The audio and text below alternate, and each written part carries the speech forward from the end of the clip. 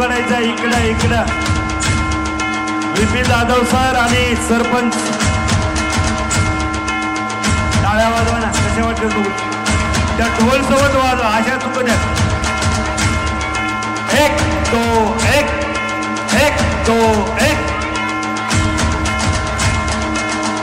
बंदच करायची नाही दादा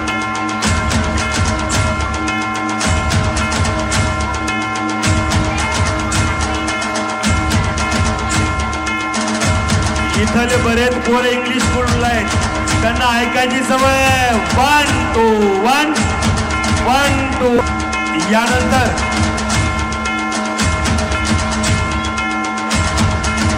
यानंतर या कार्यक्रमाचं माझा आवाज वगळता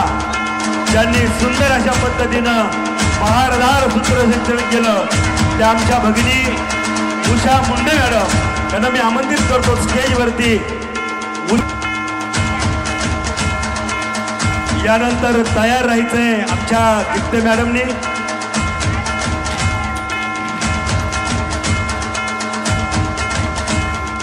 टाळ्या वाजल्याशिवाय ती शाल अंगावर पडत नाही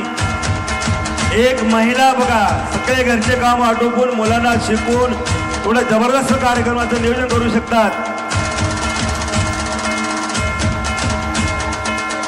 खूप खूप अभिनंदन मॅडम यानंतर मी आमंत्रित करतो स्वागत करतील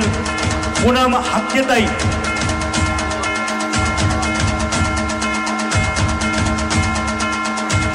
त्या पटकन त्यांचं नाव मी घेतलंय ना पूनम हक्केताई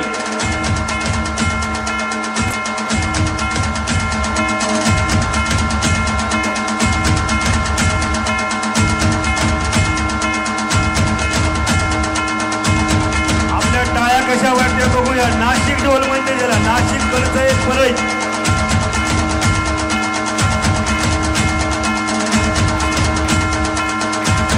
यानंतर मी आमंत्रित करतो टाळ्या वाजवाना काय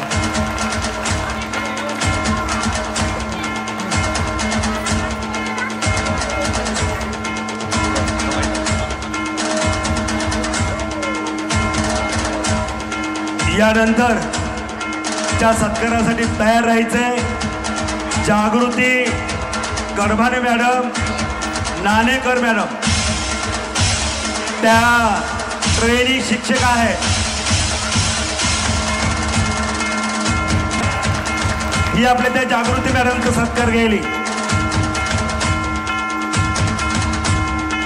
यानंतर महिलांसोबत त्यांनी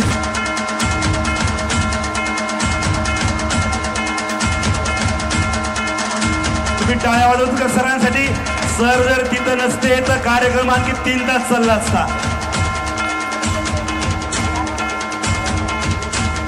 यानंतर तयार राहायचंय आमचे मित्र नानवटे सरांच्या स्वागतासाठी मी आमंत्रित करणार आहे गोविंद कोकरे यांनी सरांचं स्वागत करायला यायचंय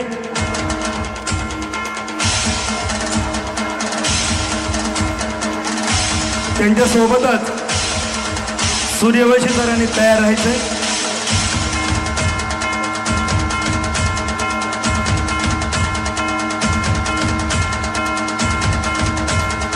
सरांसाठी एकदा जोराच्या टाळ्या झाल्या पाहिजेत का त्याचं विशेष कारण आहे जमलेले सगळे पैसे काल आणले असते तर बरं झालं असतं या पोरांना एक एक देता आली असती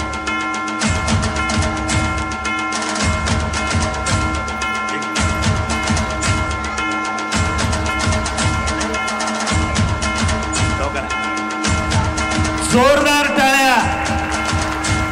या सत्काराला पात्र आहेत परंतु कोणतीही गोष्ट जास्त झाली की चुकीचं होत आहे